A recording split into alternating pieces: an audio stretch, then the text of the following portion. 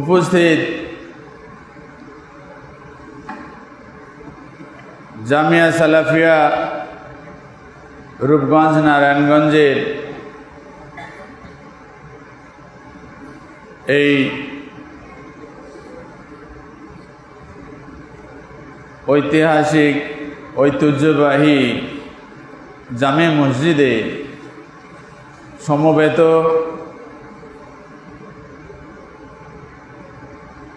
অত্র মাদ্রাসা অত্র জামিয়ার শিক্ষকবৃন্দ, ছাত্রবৃন্দ, এলাকার কাছের ও দূরের মুরব্বিয়ান এবং মাইকে কাউন্টের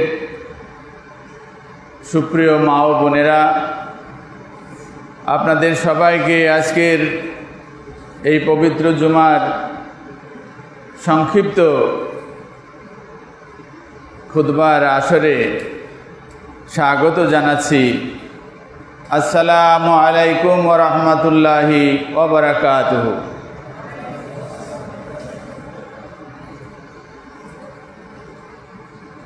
যে যেখানে বসছেন সামনের জায়গায় কাতারে যদি ফাঁক জায়গা থাকে একটু দয়া করে মেহেরবানি করে কাতারগুলো ফিল আপ করার চেষ্টা করবেন। সামনের কাতার ফাঁকা রেখে পিছনে এলোমেলো হয়ে বসার কোনো যুক্তি নাই। আল্লাহ আমাদের সবাইকে রহম করুন, বলেন আল্লাহুম্মা আমিন।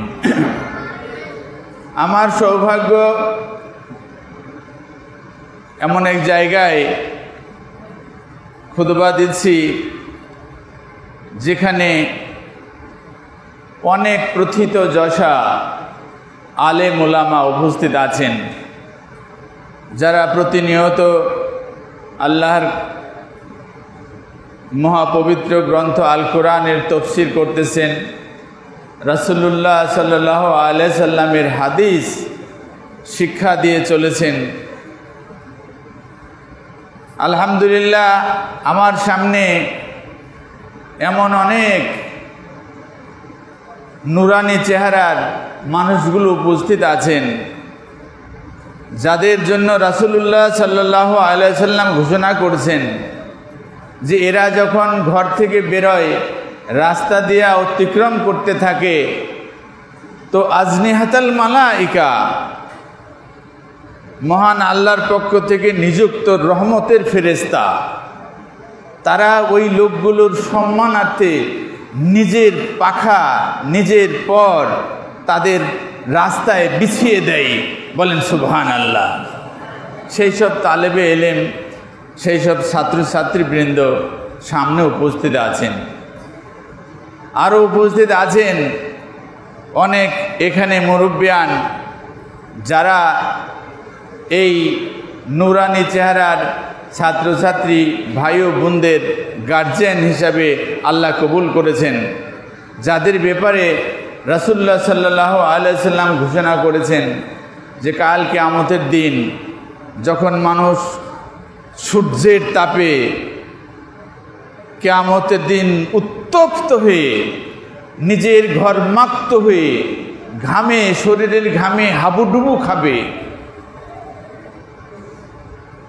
তৃষ্ণায় পানি ফেটে যাবে, একটা গাছের পাতার ছায়া নেবার জন্য সারা মাঠ ঘুরে বেড়াবে, সেই সময়ে এই রকম ছাত্রছাত্রী তালেবে এলেমদের গার্জিয়ান যারা হয়েছে, তাদের সহযোগিতা যারা করেছে, তাদেরকে এই জায়গায় আসবার ব্যবস্থা করেছে, এইরকম সকল গার্জিয়ান পিতা মাতা অভিভাবকদের জন্য রাসূলুল্লাহ সাল্লাল্লাহু আলাইহি ওয়াসাল্লাম বলছেন যে এই তালেবে এলেমরা কাল কিয়ামতের দিন সেই সব অভিভাবক বাবা মার মাথায় নূরের তাজ, নূরের টুপি পরিয়ে দিবে, যেই নূরের তাজের কারণে সেই কঠিন মাহশারে, কঠিন সেই কিয়ামতের দিনের সেই সূর্যের তাপ তাদেরকে ঘর্মাক্ত বা কষ্ট দিতে পারবে না।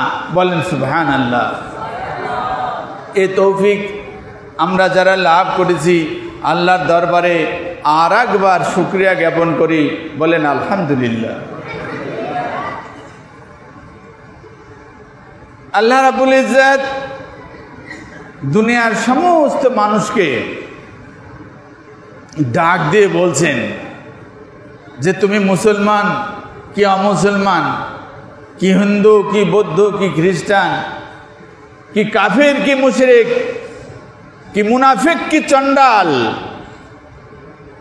আমি কাউকে চিনি না, আমি জানি তোমরা আমার আদম সন্তান। আমি তোমাদের উপরে যত হাজারো নেয়ামত দিয়েছি, যে যেই আকীদায় যে যেই বিশ্বাসী যে যেই ধর্মেই থাকো না কেন, ইন তাউদ্দু নি'মাতাল্লাহ ফালা তুহসুহা। আমি আর কিছু না, শুধু তোমার উপরে যত রহমত করেছি, তোমার উপরে যত অনুগ্রহ দিয়েছি, তোমার কাছে আমার যত অনুদান আছে, তুমি একটা একটা করে যদি চোখ বন্ধ করে হিসাব করতে থাকো, একটা একটা করে যদি তুমি গুনতে শুরু করো, একটা একটা করে যদি কাউন্ট করতে থাকো, আল্লাহ বলছেন ফালা তুহসুহা, কিয়ামত হয়ে যাবে, তোমার এ জিন্দেগি পার হয়ে যাবে। এ দুনিয়ায় যে জিন্দেগি 1000 বছর পেয়েছো কি 950 বছর কি 60 বছর, যেই সময় তোমাকে দেওয়া হয়েছে এই সময় পার হয়ে যাবে, কিয়ামত চলে আসবে। ফালা তুহসুহা, তুমি গুনে শেষ করতে পারবে না, বলেন সুবহানাল্লাহ। গুনে শেষ করতে পারবে না, এত নিয়ামত আল্লাহ আমাকে আপনাকে দিয়েছে। তার মধ্যে সবচেয়ে বড় নিয়ামত কোনটা? সবচেয়ে বড় নিয়ামত হলো আমাকে আপনাকে দয়া পরবশ হয়ে মহান আল্লাহ পাক রব্বুল ইজ্জত আখিরি নবী হযরত মুহাম্মদ মুস্তাফা আহমদ মুস্তাফা সাল্লাল্লাহু আলাইহি সাল্লামের উম্মত হবার তৌফিক দান করেছেন, বলেন সুবহানাল্লাহ। আখিরি নবীর উম্মত হবার তৌফিক এনায়েত করেছেন, যেই নবীর কথা পূর্ব যুগের সমস্ত নবীদের কাছে দেওয়া হয়েছে। এই উম্মতের ফজিলতের কথা শুনে, রাসূলুল্লাহ সাল্লাল্লাহু আলাইহি ওয়াসাল্লামের মাহাত্ম্য মর্যাদার কথা শুনে নবীরা, বনি ইসরাইলের 70,000 নবী দুনিয়াতে গুজরে গেছেন, নবীরা পর্যন্ত আফসোস করে আল্লাহকে বলেছেন, আল্লাহ নবী হওয়ার স্বাদ তো পেলাম, কিন্তু নবী না হয়ে আখিরি নবীর উম্মত যদি হতে পারতাম তাহলে আমার জন্য অনেক ভালো ছিল, বলেন সুবহানাল্লাহ। আমরা মাগনা মাগনি আল্লাহর বিশেষ মেহেরবানিতে বিশেষ অনুগ্রহে সেই নবীর উম্মত হয়েছি, সেই নবীর উম্মত হওয়ার তৌফিক লাভ করেছি, বলেন আলহামদুলিল্লাহ। তুমি যদি তোমার কাছে যেই নিয়ামত আমি দিয়েছি শুধু এইটুকু যদি খেয়াল করো, ফালা তুহসুহা, গুণে শেষ করতে পারবা না। তুমি শুকরিয়া জানাবা কিভাবে? এই শুকরিয়া তো তুমি জানাবা যখন তুমি জাগ্রত, শুকরিয়া জানাবা তুমি যখন সেন্স আছে, শুকরিয়া জানাবা তোমার যখন আগ্রহ আছে। কিন্তু আমার নিয়ামত তো তোমার কাছে 24 ঘন্টা অবধারিত চলছে, জানাবা কিভাবে? তোমার এমন নিয়ামত দিয়েছি যেই নিয়ামতের কারণে তুমি আজকে সচ্ছল, তুমি আজকে সচল, তুমি আজকে জীবিত প্রাণী, কিন্তু সে তোমার কথা শুনে না, আমার কথা শুনে। আপনার বুকের বাম দিকে হাত দিয়ে দেখেন টিকটিক করে একটা জিনিস চলছে। এরই জন্য আপনি আজকে পৃথিবীতে সর্বশ্রেষ্ঠ প্রাণী। কি সূর্য, কি চন্দ্র, কি তিমি, কি হাতি, যত বড় বড় প্রাণী আছে, যত বড় বড় জীবজন্তু আছে, সৃষ্টি আছে, সবার কাছে এই 3.5 হাত মাপের এই 2 হাত 2 পায়ের মানুষটা সিঙ্গেল যায়ীফা, সবচেয়ে দুর্বল প্রাণী,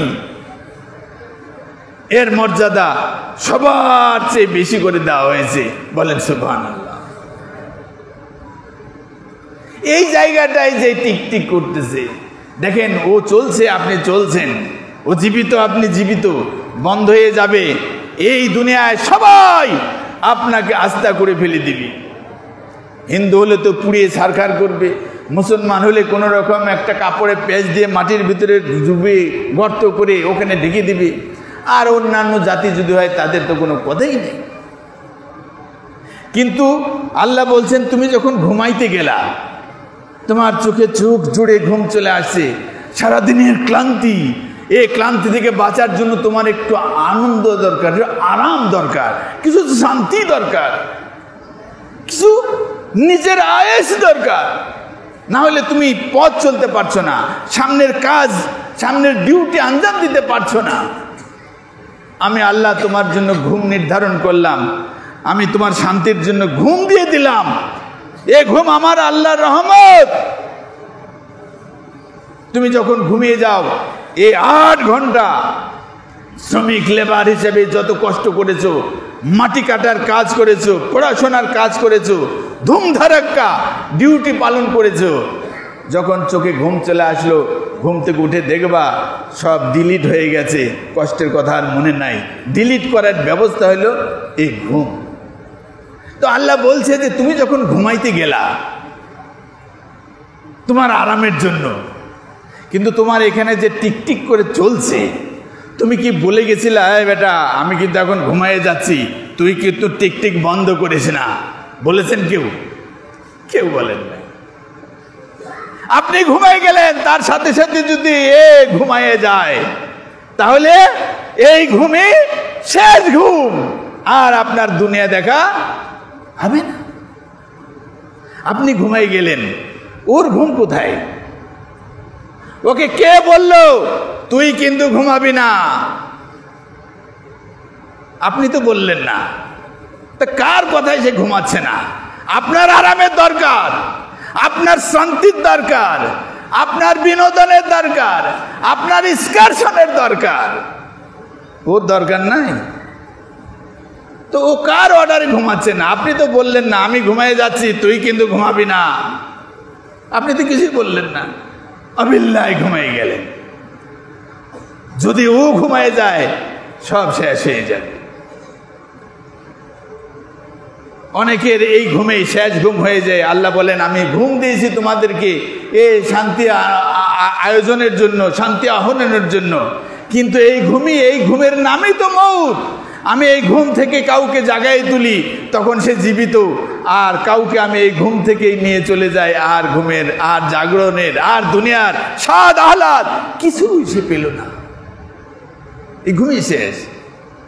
এই জন্য শোয়ার সময় আপনি বারবার ডেকে বলতেছেন কি, আল্লাহুম্মা বিসমিকা আমুতু ওয়া আহইয়া।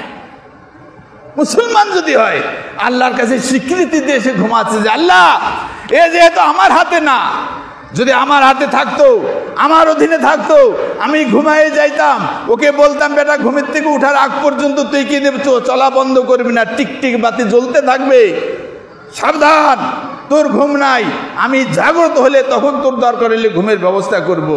আমি যেহেতু বলতে পারিনি, আমার যেহেতু বলার ক্ষমতা নেই, আমার যেহেতু কথা সে শোনে না, তোমার কথাই সে উঠে, তোমার কথাই সে বসে, তোমার কথাই সে নাচে, তোমার সাথে কথাই সে কাঁদে।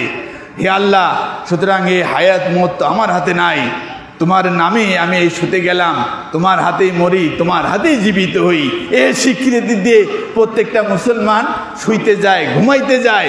এ দোয়া পড়ে ঘুমাইতে যদি যায় কোনো বান্দা, যেহেতু স্বীকৃতিতে গিয়ে গেছে, আর ওই জায়গা থেকে যদি মারা যায়, রাসূলুল্লাহ সাল্লাল্লাহু আলাইহি সাল্লামের হাদিস থেকে পাওয়া যাচ্ছে ওখানে তার বিনা হিসাবে জান্নাত হয়ে যেতে পারে। বলেন সুবহানাল্লাহ।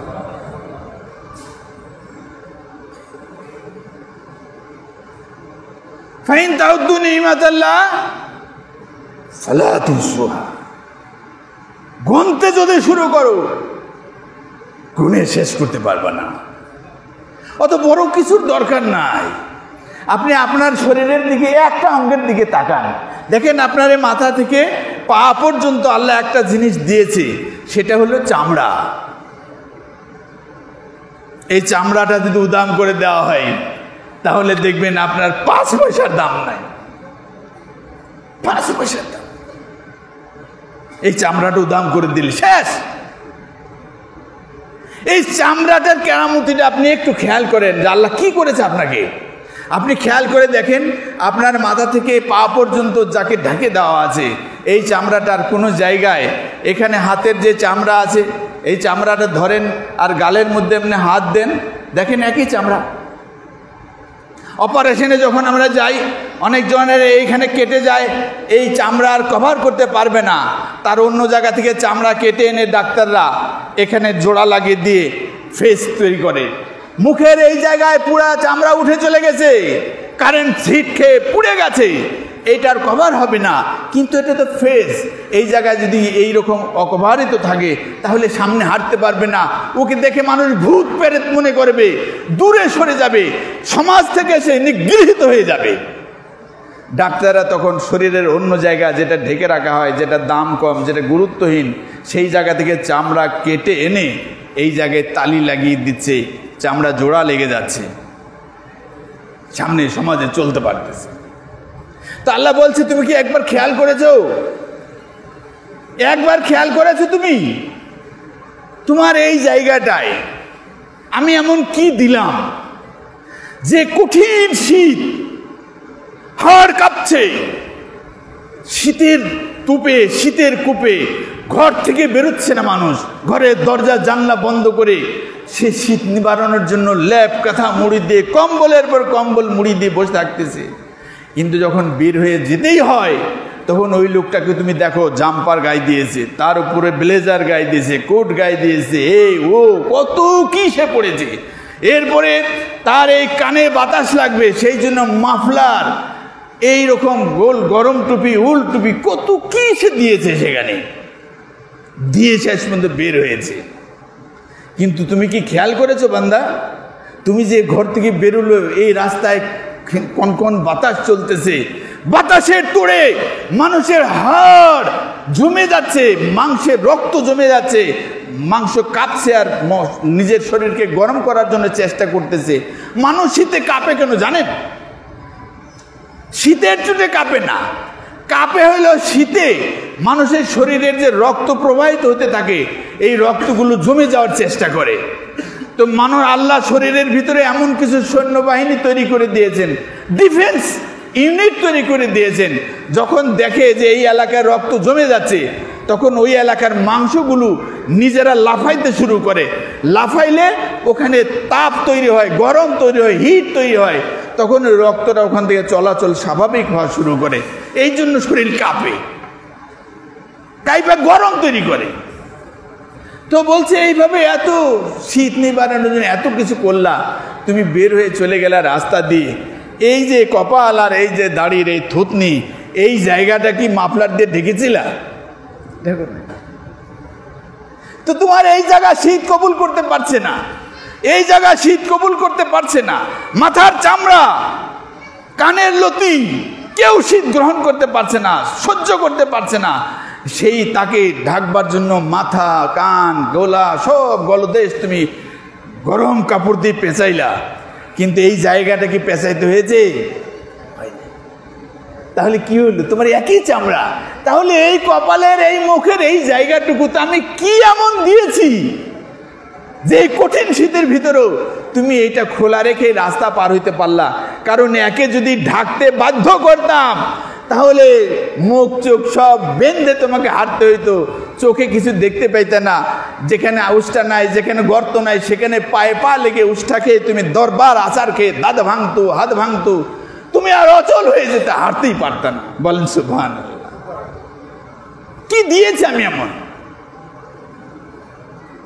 যে এই কঠিন শীত কবুল করতেছে, কিছুই হয় না তার। আবার কঠিন গরম এই আমাদের দেশে এখন শুরু হয়ে গেছে। আগে আমরা ওই সৌদি আরবের, আফ্রিকার গরম দিয়ে উদাহরণ দিতাম যে কি গরম, 50 ডিগ্রি সেলসিয়াস গরম চলতেছে সৌদি আরবে। আফ্রিকার মরুপ্রান্তরে 62 ডিগ্রি সেলসিয়াস গরম চলতেছে। এ কথা শুনলে মাত্র আমাদের শরীরের চামড়া জ্বলন শুরু হয়ে যায়, কারণ আমরা 40 ডিগ্রি বাংলাদেশে তাপ হয়ে গেলে আর সহ্য করবার মতন কিছু থাকে না, এই ফ্যান দিয়েও কিছু হয় না। এসি লাগাইছে যারা, এসি বাস্ট হয়ে যায়, বাড়াইতে বাড়াইতে 20, 19, 18-তে নিয়ে আসে, তাপ আর টানতে পারে না, হঠাৎ করে বাস্ট হয়ে যাচ্ছে এসি। এত অসহ্য, এত অধৈর্য হয়ে যাচ্ছে। তা আল্লাহ বলতেছে যে এই কঠিন তাপদাহ থেকে বাঁচার জন্য তোমরা কি করো? মরুভূমির মানুষগুলোর দিকে তাকাও, এই বড় পায়জামা পরেছে, উপরে গেঞ্জি আছে, তার উপরে আবার এ জুব্বা পরতেছে। এই রকম জুব্বা ও মুসলমানরাও পরে, কাফেররাও পরে, খ্রিস্টান, ইহুদি, বৌদ্ধ, খ্রিস্টান সবাই এ জুব্বা পরতেছে ওখানে। এই জুব্বার উপরে আবার একটা নেকাব পরতেছে, শামাক পরতেছে, এই মাথার ঢেকে রাখার মতন একটা রুমাল সারাক্ষণ দিয়ে রাখতেছে। তো এত কাপড় দিলে তো শরীর গরম হয়ে যাবে, কিন্তু না, ওখানকার সূর্যের তাপ, এই লু আবহাওয়া, এ থেকে বাঁচার জন্য শরীরের উপরে এই কাপড় ডবল করে দিতে হয়। যা জ্বলবে, যা পুড়বে, কাপড়ে যেন পুড়ে ওই তাপ যেন চামড়ার ভিতরে না লাগে, এই জন্য ডবল ডবল করে কাপড় পরে, টুপির উপরে আবার শামাক দেয়, এই 3-4টে করে রুমাল, সে পেঁচাইয়া ওই লোকটা রৌদ্রের ভিতর দিয়ে হেঁটে যাচ্ছে। কিন্তু দেখেছো কি তুমি, ওই লোকটার কিন্তু এই মুখ ঢাকা নাই। এ কঠিন রৌদ্র তাপে, তাপদাহে এই লোক বেরিয়ে চলে গেল, সব কিছু ঢাকা, পুড়ে যাবে এই ভয়ে হাত মোজা পা মোজা লাগায় রৌদ্রের ভিতরে হাঁটতেছে, কিন্তু এই জায়গায় তো সে ঢাকলো না। তাহলে ও তাপদাহের তাপ, লু হাওয়া, এ ঝলসিয়ে দেওয়ার কথা তার এই মুখের চামড়া, কিন্তু আমি এমন রহমত দিয়ে মুখের চামড়াটা তৈরি করেছি, এই 62 ডিগ্রি সেলসিয়াসের তাপ এসে শরীরের হাতে লাগে তো হাত পুড়ে যায়, কিন্তু এখানে লাগতেছে, কিছুই হয় না। বলেন সুবহানাল্লাহ। ফালা তুসুহা, তুমি গনে শেষ করতে পারবা না আমি তোমারে কি দিয়েছি, কত রহমত দিয়ে তোমাকে জড়িয়ে রেখেছি। তুমি শুকরিয়া করবা কয়বার, সারাদিনে কয়বার আলহামদুলিল্লাহ বলতে পারবা, কয়বার সুবহানাল্লাহ বলতে পারবা। তোমার এই নিয়ামত 24 ঘন্টা তোমার কাছে, তুমি তো কতক্ষণ পরিশ্রম করলেই ঘুম চলে আসে, ঘুমিয়ে যাও, তখন শুকরিয়া করবে কি দিয়া? তুমি পারবা না। ফালা তুসুহা। রাসূলুল্লাহ সাল্লাল্লাহু আলাইহি ওয়াসাল্লাম এই উম্মতকে সান্ত্বনা দিয়ে, এই উম্মতকে প্রশান্ত করার জন্য বললেন, জি ভয় নেই, আখির উম্মত, ভয় নেই। আগের উম্মত যারা, তাদের যেই শরীয়ত আসছে সেইভাবে প্রতিপালন করার জন্য বারবার তাগিদ দিয়েছে, কিন্তু সেখানে কোনো স্যাক্রিফাইস নাই, কোনো ছাড় নাই। মুসা আলাইহিস সালাম তার উম্মতকে বলে দিলেন, তোমরা পেশাব পায়খানা করবা, তারপরে পবিত্র হওয়া লাগবে, পবিত্র হবা, তবে সাবধান, এই পেশাবের একটা ছিটা, পেশাবের একটা ফোঁটা, পায়খানার কোনো অংশ তোমার শরীরের যেই জায়গায় লেগে যাবে, ওই জায়গাটা 7 বার পানি দিয়ে ধুলেও পরিষ্কার হবে না। কি করতে হবে? ওই জায়গা কেটে ফেলা লাগবে। বলেন সুবহানাল্লাহ। কেটে ফেলা লাগবে। আর আপনার নবী কি বলল? যে তুমি পেশাব পায়খানা করো, তারপরে পবিত্র হয়ে যাবা। যদি কোথাও এ লেগে যায় তাহলে তারে কি করবা? ধুয়ে ফেলবা, তুমি পবিত্র হয়ে গেলা। বলেন সুবহানাল্লাহ।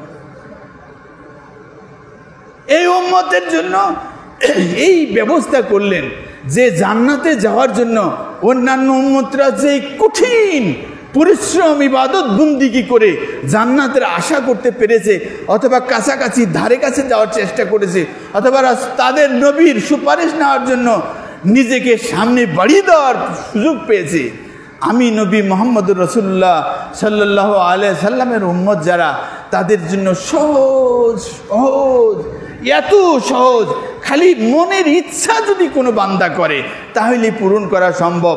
আর যদি পূরণ করতে পারে, আমি নবী, আখেরি নবী মুহাম্মদ রাসূলুল্লাহ সাল্লাল্লাহু আলাইহি সাল্লাম জামিনদার হয়ে বলছি, তাদখুলুল জান্নাতা বিসালাম, বিনা হিসাবে জান্নাতে চলে যাও। বলে সুবহানাল্লাহ, বিনা হিসাবে জান্নাতে চলে যাও। দেখ হাদিসে সহিহ তারগিবে আর তারগিব আর তারহিব বইয়ের ভিতরে 616 নম্বর সিরিয়ালে একটা হাদিস নকল করেছেন, সহিহ হাদিস। রাসূলুল্লাহ সাল্লাল্লাহু আলাইহি ওয়াসাল্লাম বলছেন, শুনো তোমাদের 4টা কাজের আদেশ দিচ্ছি, এই 4টা কাজ যদি কেউ করতে পারো কোনো পয়সা খরচ হবে না, পয়সা খরচ করে করা লাগবে না, পয়সা খরচ হবে না, পয়সা খরচ করে করা লাগবে না, তোমার যা সাধ্যে কুলায় তার ভিতর দিয়ে তুমি যদি করতে পারো তাহলে তাদখুলুল জান্নাতা বিসালাম, নিরাপদে বিনা হিসাবে তোমরা জান্নাতে চলে যাবা। বলেন সুবহানাল্লাহ, জান্নাতে চলে যাবে সহজ হিসাব। এক, রাসূলুল্লাহ সাল্লাল্লাহু আলাইহি ওয়াসাল্লাম বললেন 1 নাম্বার তোমার কাজ করা লাগবে আফশুস সালাম। এই সমাজে, এই পরিবারে, এই জায়গায়, এই দোহল্লায়, এই মহল্লায় তুমি সালামকে ছড়িয়ে দাও। সাল্লিম আলা মান তারিফ আমান লাম তারিফ, তুমি যারে চেনো তারেও সালাম দাও, যারে চেনো না তারেও সালাম দাও। বলেন সুবহানাল্লাহ। 1 নাম্বার শর্ত দিলেন যে সালামকে যদি তুমি প্রসারিত করতে পারো, দ্বিধায় যারে তুমি দেখছো তারেই তুমি সালাম দিচ্ছ, সে হিন্দু, মুসলমান, বৌদ্ধ, খ্রিস্টান, ও তোমার দেখার দরকার নেই, যারে সামনে পাচ্ছ তুমি তারে সালাম দাও। আফসুস সালাম, সালাম দাও। এ সালাম একটা দোয়া, তোমার এই দোয়ায় তোমার ভিতরে যদি গুনাহ থাকে তো মাফ হয়ে গেল, গুনাহ যদি না থাকে তো তারফা দরজাত, তোমার নেকির দরজা বুলন্দ হয়ে গেল। আর তুমি যাকে সালাম দিলা তার ভিতরে আল্লাহর হেদায়েত যদি নসিব হয়ে যায়, অমুসলিম মুসলমান হয়ে গেল, তুমি মুসলমান করার একটা বড় নবীরা যে নেকি পেয়েছেন সেই রকম একটা নেকি তুমি পেয়ে যেতে পারো। বলেন সুবহানাল্লাহ। রাসূলুল্লাহ সাল্লাল্লাহু আলাইহি সাল্লামের এই সালাম, এই হাদিসকে প্রতিপালনের জন্য একজন সাহাবীর ঘটনা আপনাদের শোনাই।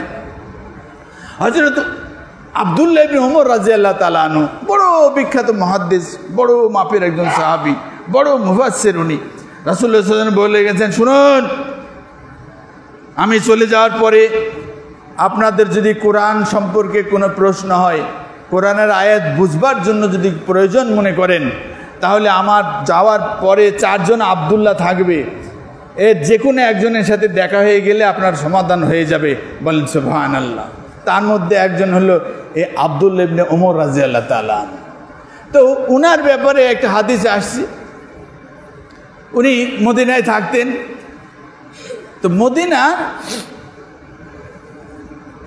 যেটা কাঁচা বাজার বলে আর কি, তো প্রত্যেক দিনই বসে, বাজার যেটা প্রত্যেক দিনই বসে।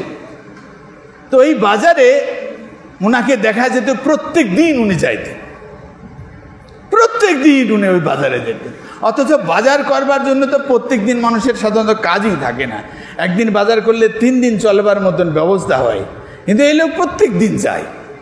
আবার দেখা গেছে যে এই গাছের এদিক দিয়ে একেবারে গেছে, আবার ঘুরে আবার এদিক দিয়ে আরেকবার গেছে, এইভাবে বাজারে ঘুরতেন খালি। তো উনাকে বলা হলো, আমরা রাসূলুল্লাহ সাল্লাল্লাহু আলাইহি ওয়াসাল্লামের কাছে শুনেছি যে বাজারটা ভালো জায়গা না, এখানে মানুষ মিথ্যা কথা বলে, দুর্নীতি করে, এ চুরি চামারি হয়, এ দুর্নীতি হয়, মানুষের ঠকাবাজি, সব কিছু এই জায়গাতে আছে। সুতরাং এই জায়গাটা যত এড়িয়ে চলা যায় তত ভালো। কিন্তু আপনি দেখি নিত্যদিন এই বাজারের অলিতে গলিতে ঘুরছেন, ব্যাপারটা কি? তখন আব্দুল্লাহ ইবনে ওমর রাদিয়াল্লাহু তাআলা বলছেন, শুনুন, রাসূলুল্লাহ সাল্লাল্লাহু আলাইহি সাল্লাম বলছেন আফসুস সালাম, তোমরা সালামকে বিলিয়ে দাও। আমি ঘরে বসে থাকলে বিলাবো কিভাবে? এই জন্য বাজারে চলে আসি, কারণ এখানে প্রত্যেক দিন হাজার জায়গা থেকে মানুষ আসে তাদের নিত্য প্রয়োজনীয় সমাধান করার জন্য, প্রয়োজন দূর করার জন্য। এই জন্য আমি এখানে আসি, যার সাথে দেখা হয় তাকেই বলি আসসালামু আলাইকুম ওয়া রাহমাতুল্লাহি ওয়া বারাকাতুহু। আত্মা এই গাছের এই পাশে দেখা হয়ে গেল, দিলাম সালাম। এরপরে এই গাছের ওই পাশে যখন গেছি, এই লোক তার প্রয়োজনে হয়তো আবার এই দিক দিয়ে ঘোরার চেষ্টা করেছে, আবার দেখা হয়ে গেল, তখন আবার আমি বলেছি আসসালামু আলাইকুম ওয়া রাহমাতুল্লাহি ওয়া বারাকাতুহু। আফসুস সালাম। 2 নাম্বার, রাসূলুল্লাহ সাল্লাল্লাহু আলাইহি ওয়াসাল্লাম বললেন,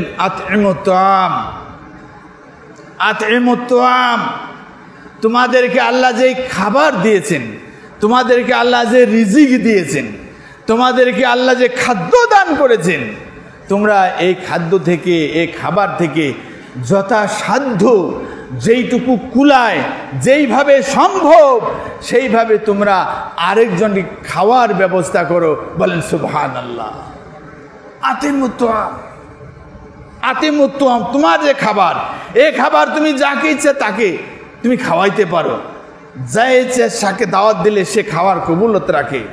কিন্তু এই খাবার তুমি যখন আল্লাহর রাস্তায় দান করে দিবা, অথবা এমন লোকের জন্য দিচ্ছ যে এখন মালিক হবার মতন নাই, তাহলে ওই খাবার আবার সবাই খেতে পারবে না, তখন ওটা সাদকাতান, তখন ওটা সাদকা হয়ে যায়। এই জন্য আহলে হাদিসরা ফতোয়া দেয় যে মৃত ব্যক্তির নামে যে খানা হচ্ছে, এই 7 গ্রামের মানুষ মিলাইয়া 14টা গরু জবাই করে 2 নৌকা বোঝাই করে রান্না বাড়া করে মানুষের 3 দিন 4 দিন ভরে খাওয়াইছেন আপনি, এগুলো হারাম, এগুলো ঠিক না। কেন ফতোয়া দেয়? ফতোয়া দেয় এই জন্য যে যেই মাল আপনার আছে, আপনার নামে যদি আপনি খাওয়ান, যাকে ইচ্ছা তাকে খাওয়াইতে পারেন। এই মেম্বার, চেয়ারম্যান, ওলিয়া আউলিয়া, গাউস কুতুব সবাই সামিল হতে পারবে। কিন্তু যখন আপনি বলবেন এটা আমার বাবার নামে দিলাম, এটা আমার মায়ের নামে দিলাম, এই মৃত ব্যক্তি দুনিয়া থেকে চলে গেছে তাদের নামে যখন আপনি দান করতেছি, তাদের নামে যখন এটা খাওয়াচ্ছি, তখন এর মালিক হয়ে গেল ওই মাইয়েত, ওই বাবা মা যে কবরে চলে গেছে, দুনিয়াতে চলে গেছে।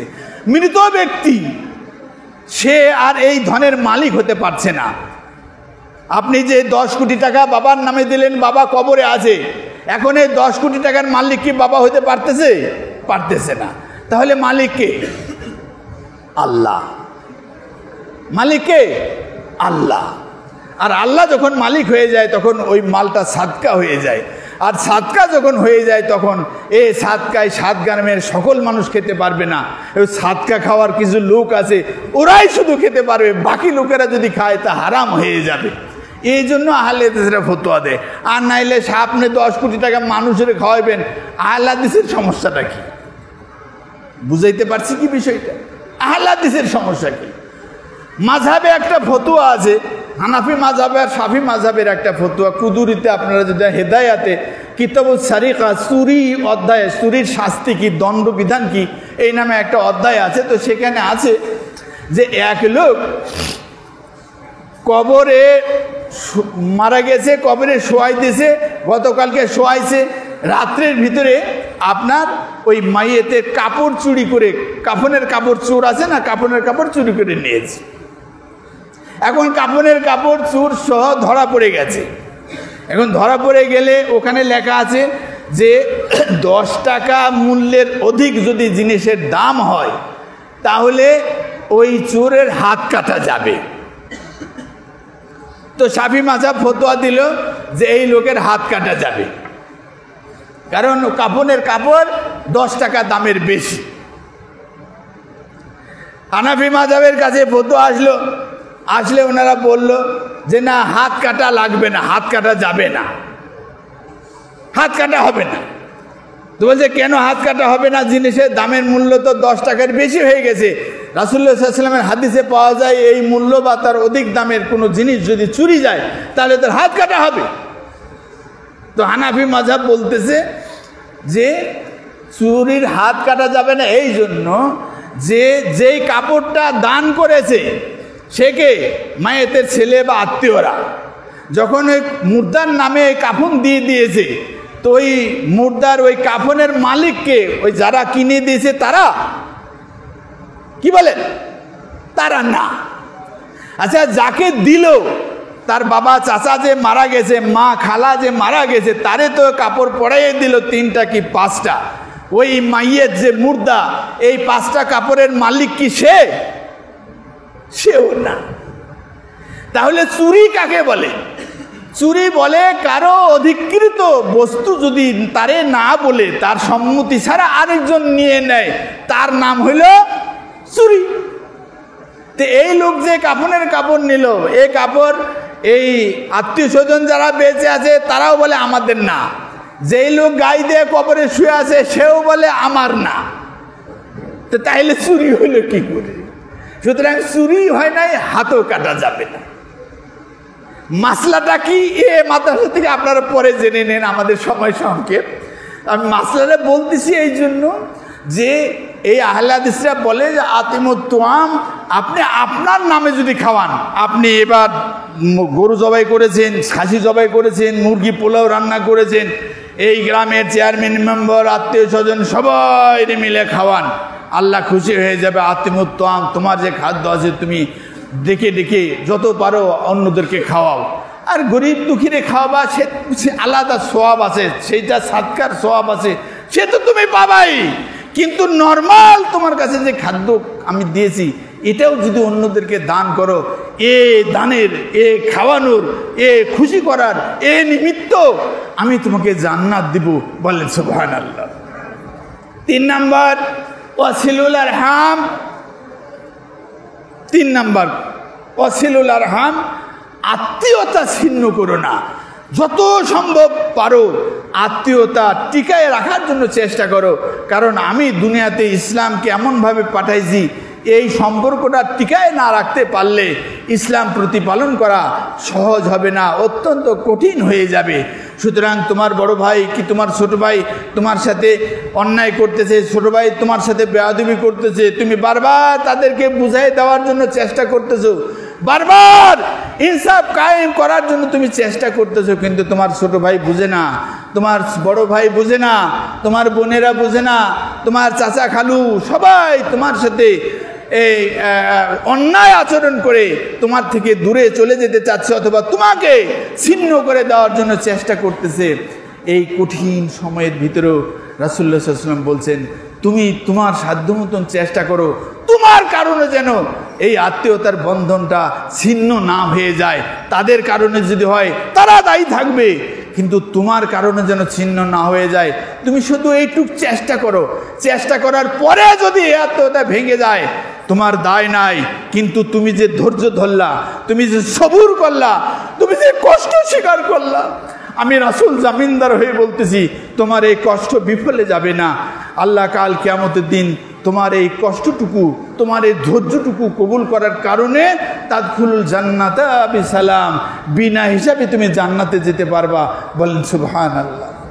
4 নম্বরে আরেকটা কাজ দিয়েছেন, আরেকটা কাজ দিয়েছেন কি? ওয়াসাল্লু বিল্লাইল ওয়ান নাসু নিয়াম। এ বান্দারা শোনো, সাল্লু বিল্লাইল ওয়ান নাসু নিয়াম। 5 ওয়াক্ত নামাজ তো তুমি পড়েছো, মসজিদে যেয়েছো, সবাই তোমাকে দেখেছে, সবাই তোমাকে জেনেছে তুমি 5 ওয়াক্ত মুসল্লি। হ্যাঁ, 5 ওয়াক্ত নামাজ তো তোমার পড়তেই হবে, ফরজ কাজ, তোমার দায়িত্ব পালন করতে হবে, তুমি করেছো।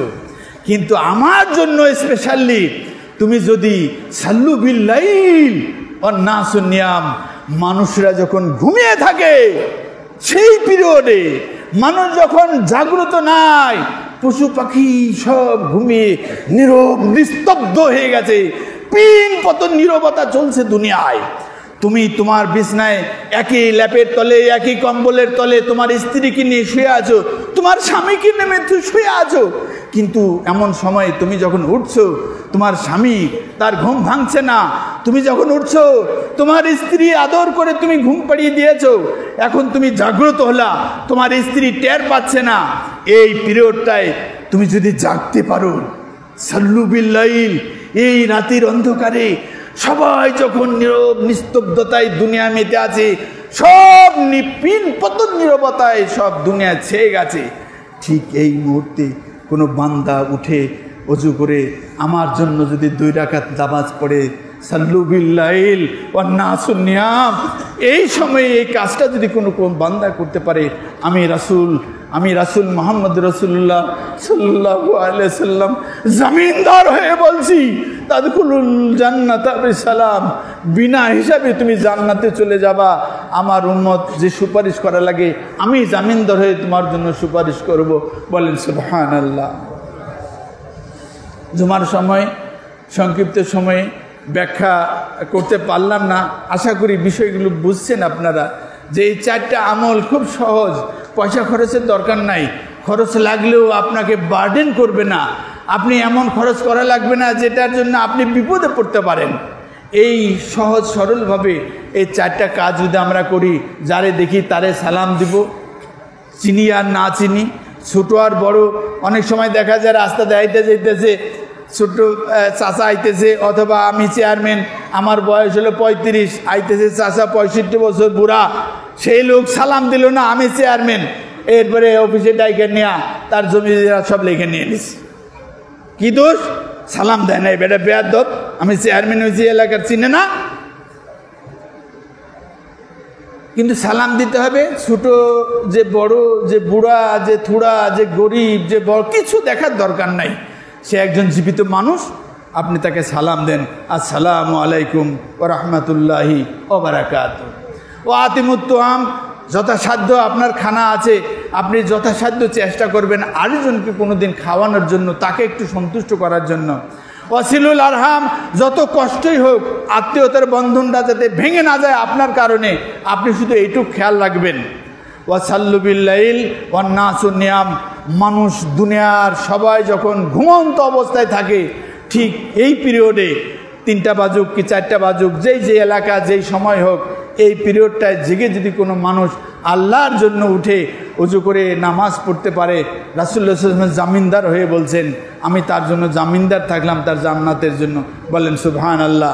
আল্লাহ আমাদের সবাইকে এই সহজ 4টি কাজ করবার তৌফিক এনায়েত করুন। বলেন আল্লাহুম্মা আমিন।